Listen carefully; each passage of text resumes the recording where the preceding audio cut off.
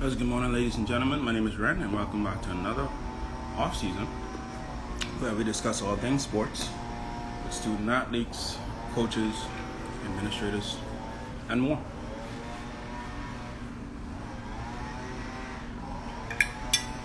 Got a thumbs up from the get go.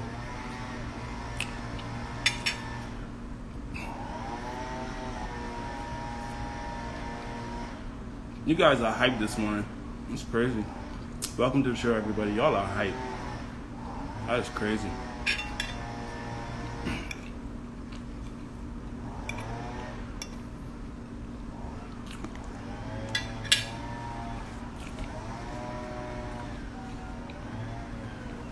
Just waiting on our guests if wanted to log in. I'm gonna get started.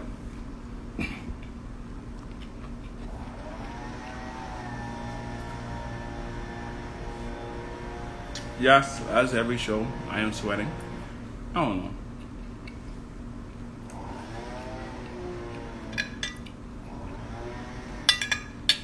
So we're waiting on.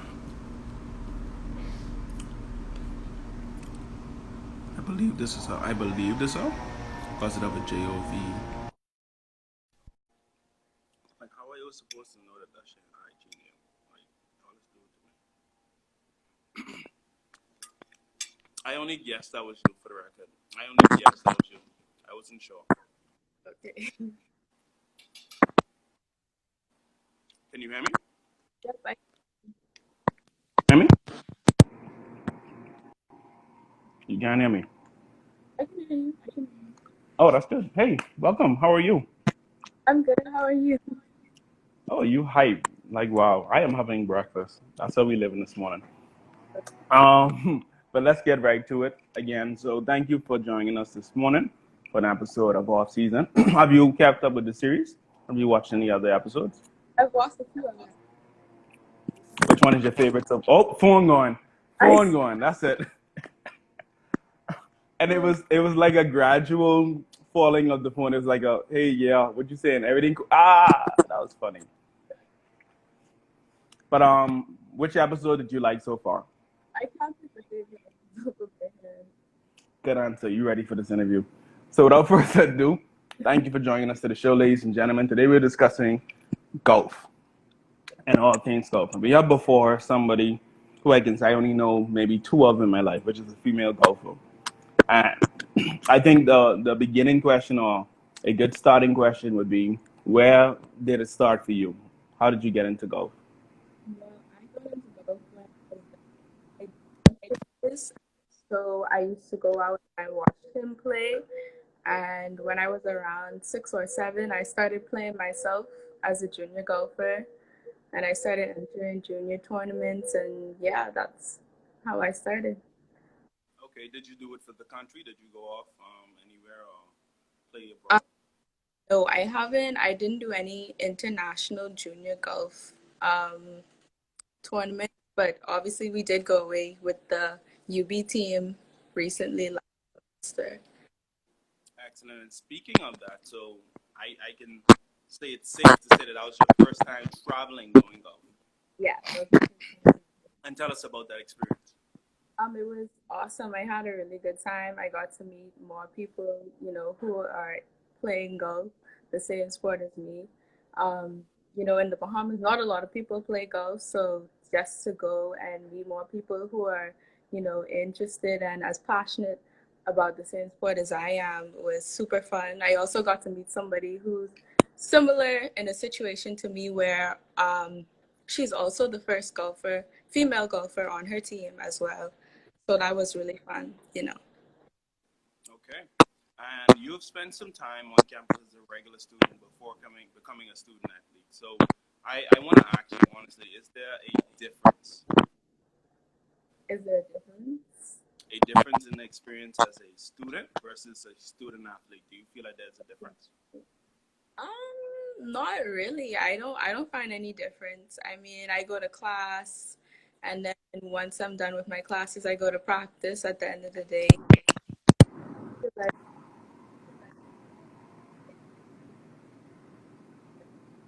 and I have to work in the gym. just a little more responsibility, I guess. Okay, well, that's fair. The free food doesn't make a difference. No. Well, you're hearing it. You're to the point. You prepared the show, but I gotta kind of get to you. You're too relaxed. I don't like anybody being too relaxed. I gotta get to you, right?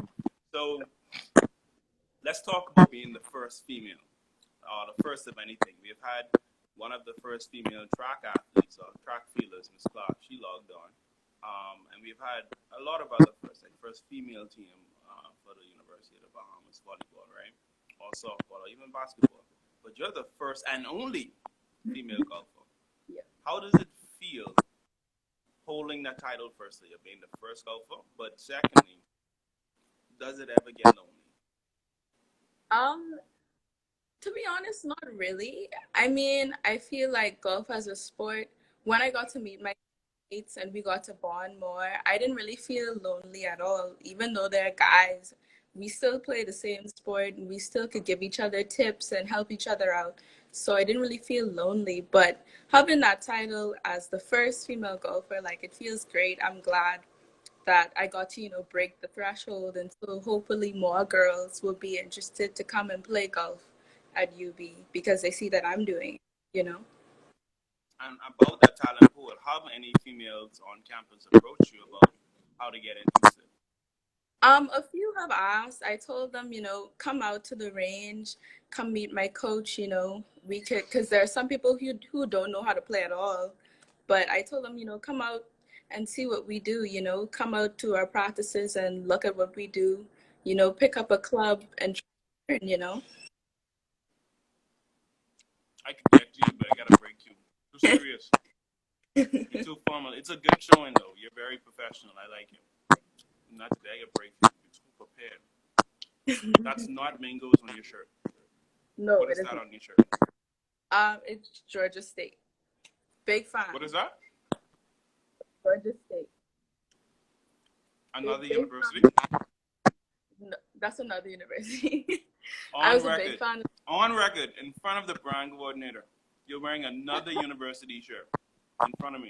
I'm so sorry. I was looking for my Mingo shirt this morning. I was like, I can't find You it. had to look for it? Oh my Yes. god, now we getting somewhere. Now we getting somewhere. So where your mango shirt is? It's right there in my closet, I promise. I usually wear it to every practice and every team like practice we have. I usually wear it. But Got my only eye to on you. I Strike one. But that's a good intro, ladies and gentlemen, to who she is as a golfer. You can hear that she has a lot of experience in golfing. And I want to go now into some technicalities that could help any listeners who listen to this channel, right, or podcast. So you talk about not being experienced as a golfer, but wanting to get into it, especially at a late stage like college. What are a few tips maybe you can give to anybody interested that can get them started, especially in a time like this that we have COVID-19? What can they do at home to get started? this. Obviously, not everybody has, materials like golf clubs or anything like that at home, but you could also go on YouTube, search up tutorials. It's very easy to, practice your swing or practice your techniques without an actual club. You could literally go outside and pick up a stick and just practice swinging, or practice your stance. There's tons and tons of educational videos. Um, on YouTube and on the internet, lots of resources for golf. And So and of course there's a difference between doing it at the range and doing it at home. So yeah. let's start with swinging. How would you better your swinging? Because I know at the range there's like this, I don't know what you call it, giant oval. What is that called? Oh, I mean, I we don't really have a specific name for it, but I guess I know what you're talking about. It's like a giant circle. It helps with perfecting, your swing, making sure that you're keeping everything in line. But I would say, well, I don't have that at home, obviously, but I do have a good space in my backyard, so I'm able to go outside and take my club and, do my full swings back and forth and, practice chipping. because chipping is only, short shots just across, or putting. Putting is honestly the easiest thing to practice at home because you can get like a cup or something and put it on one end of, you could even practice that inside. You could put it on one end of the house and then come on this end and take your putter and practice your putting from one end and see if you can get it into the cup or hole, or see if you can hit the target. That one is like the easiest thing you could practice at home. But for full swings, if you don't really have space at home, there's this technique, or I guess you could say exercise, that my coach had given me when I was first starting. I guess it's more for like an intermediate golfer, but you could practice against the wall, because what you want to do is when you're swinging, you want to keep everything in place. So what he said was to put one side of my body against the wall and then bring my, when I'm practicing I swing, make sure I'm bringing it right back to the same position, and make sure this part of your body is against the wall, not moving. Because when you are swinging, that's kind of like the motion or technique that you want, because you want to bring your club face right back to the ball, because that's how you're going to get that nice good hit. And then it's going to be you hit a full sound when you hit the golf ball, because sometimes you could hit it but it won't be like, you won't hit a full sound, it'll only like tip it, or what we'll call is like a chop, or a clip, and it won't go as far. But when you fully hit the golf ball and you get underneath, that's when you get that beautiful swing, and you'll see the ball go far up into the air, and that's what you want, you know? So, ladies and gentlemen, if you're not listening, very technical, very precise. You are definitely a seasoned golfer. I know the basics: club, ball, hit it, get in the hole. That's it. Mhm. So speaking of clubs, we got into swinging, but what about clubs? Do you own a range of clubs? Do you have your own set? I do own my own sets. And how much would you say it's worth? I was gifted my clubs. They're very, very expensive, I know, because they're Nike clubs. I honestly, I want to say they're around the range like in the thousands, because clubs are very, very, very expensive. But like I said, I was gifted mine, so I don't know their exact value. But yeah. What and that's the good side of clubs. What about the bad side? You talk about practicing your swing around the house. Can you be honest with us and tell us how you ever accidentally let go of the club and it? I okay. I haven't broken any windows or anything like that, but I would say when I was practicing outside in my backyard, maybe a couple of weeks ago, you have like those patio chairs. I went and I did my backswing and I went right through the patio chair. So now I can't use that anymore. But yeah, that's the one little mistake I've had so far while practicing at home. That's fair. Now, anybody who knows golf knows that it isn't like others, right? It isn't a team sport. It's more closer to individualistic, about like track and field, the field, right?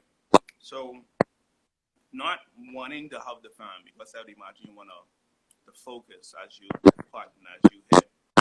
How do you motivate yourself to get better, especially traveling to the university, not having the same fandom that the universities there would have? How do you motivate yourself when abroad? I mean, motivating myself, not myself, but with my teammates, we always have our little like round table. We talk and we cheer each other on. We make sure to tell each other, because it's a very quiet sport. So when we're playing, we can't do much chatting, but we always, whisper in each other's ear, give each other a little bit of motivation. But when I'm by myself, some things I like to tell myself, especially in golf, because it's a continuous sport. So when you're playing one hole, when you begin, you may not start off with a great tee off. You may not tee off well, with your first hit, but the second one might be better. Sometimes the first hole itself doesn't go well. Sometimes you are way over in strokes, and you might feel bad about it. But one thing I try to tell myself is, okay, that hole wasn't as good, but here's what I can do to fix what I did bad then, and I'm gonna move on and focus on the next hole. You gotta, keep moving and be continuous in that game, because if you focus on what you did half, maybe 2 holes ago, then the next hole you're not gonna be focused enough to play well, because you could start off really, rough in the beginning. You could start off with 8 strokes on your first hole, but then next thing you know, your next hole you could get a bogey, and you could keep going on. You could get birdies straight away. You could still save yourself and hopefully win the match. So I always tell myself, that wasn't a good hit, but this next one is gonna be better.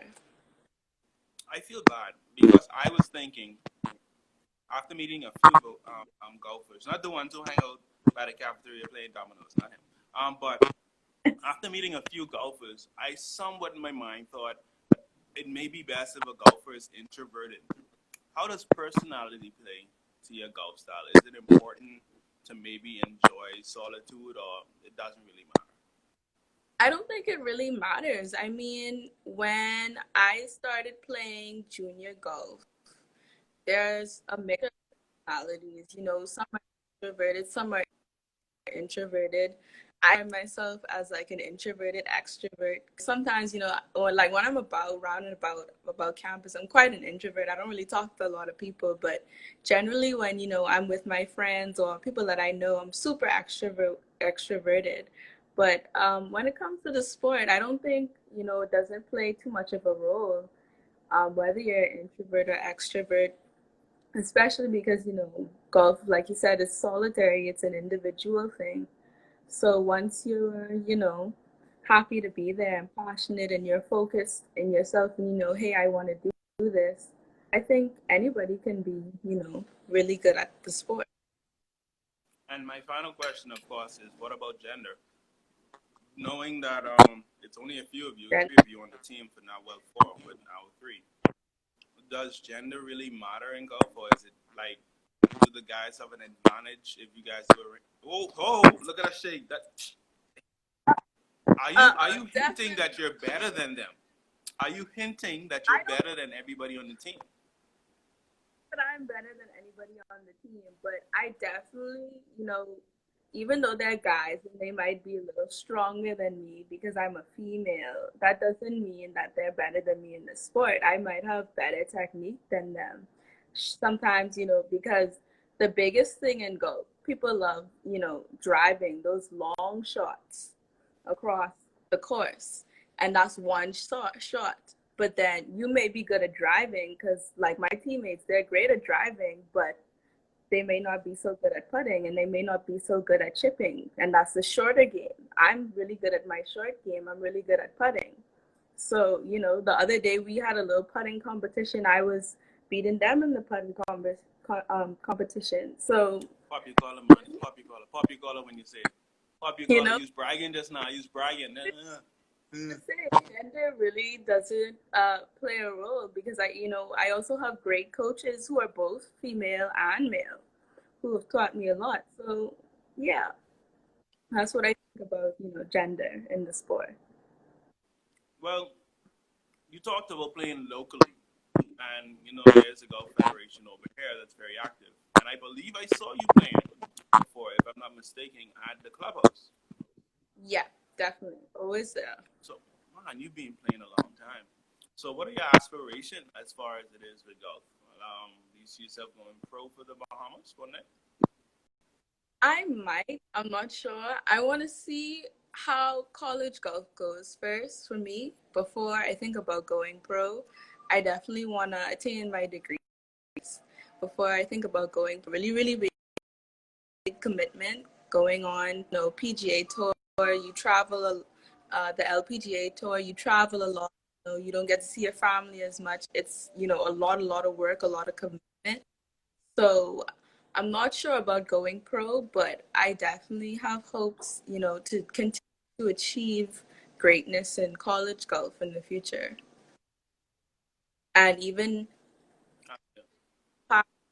when I'm home, I could definitely play. We have a lot of federation tournaments here where, people who are older than me, who are just, general people. They come out to the range and they play for leisure and just, for fun. So golf will always, be a part of my life, whether I go pro or I just stick to college golf and I end there. But yeah. Well, we don't have any questions yet, and I guess I'll engage you for a few months before we end today. And this is a great interview. I ain't gonna lie, you did a great job. A Thank great job. Regret, I regret like having you because I can't even like pick your brain beyond your preparedness because you're so equipped with the education of golf. That's what's scary. Like I believe you could blindfold yourself and know the feel and still beat me. That's what I believe. But me ain't know yet. So golf originally meant gentlemen only, ladies forbidden, right? Speak about that history and why. I mean, is it even important that that's the history of golf anymore? Does it even matter? I don't think it matters. I never ever really thought about it. I mean, when I was younger, my dad, he played. My mom doesn't play, obviously, but my dad plays a lot and he plays with his friends. And I would go out and I would play. And when I started playing junior golf, there were a bunch of girls and a bunch of guys. So I never really saw that divide. I always saw it, mixed with full, diversity. Everybody can play, everybody can be good at the sport.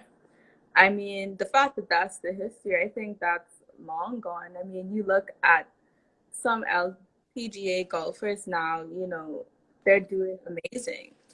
And the numbers, that they make in terms of strokes, in terms of money, everybody talks about Tiger Woods and other male golfers, but they don't talk a lot about female golfers, but they're doing just as well. So, I think Give us maybe an example of three. Give us three female golfers probably you watch or maybe others should watch so they can understand what you mean. some of my, or like the ones that I know are most famous, could be like Inbee Park. She's a Korean golfer. She's um won a few championships, I think just recently, but I'm not sure. Before COVID and whatnot. But in B Park, you have Lexi Thompson, Stacey Lewis. There are a lot of female golfers that you could look up to and definitely check them out. Obviously, they're all over social media and everywhere. And you could even search up on YouTube and just watch them play, and they're just, amazing and mesmerizing to watch. Great. Now you've been in the program for a little over a year, and how has it been so far being a student at the Mango and even at the College of the Bahamas? We just had our first virtual new student orientation. So how has your experience been as a student My and as a Mango? as a student, as a Mingo, has been great so far. I mean, um, in school and golf, I've been able to, find a balance between the two and, talk to my advisors and make sure that, everything on the academic side is great as well as on my athletic side. And my coaches always encourage me, not only in golf and focusing on that, but in my academics. So I think as a Mingo, I've had a pretty good year. So yeah. And finish off for us. Tell us what your major and what do you aspire to do with it. My major is computer science. I aspire one day to be an app developer, software engineer. That's what I'm interested in. Yeah. Um, Are mhm. you doing the beta test right now for the Mango's app? No, I'm not on that.